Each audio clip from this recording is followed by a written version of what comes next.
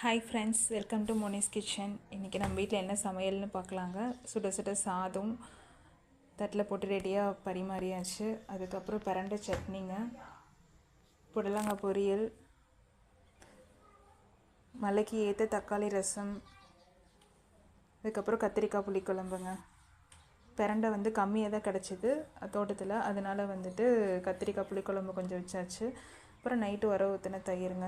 இதுதான் இன்றைக்கி நம்ம வீட்டில் லன்ச் ஸ்பெஷல். உங்கள் வீட்டில் என்ன லன்ச்சுன்னு கமெண்ட் பண்ணுங்கள்.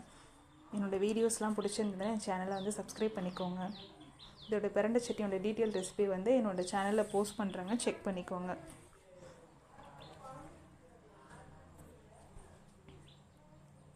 இப்போ குழந்தைங்களுக்கு போட்டு ஊட்டுறதுக்காக சாதம் தட்டில் போட்டுட்டேன்.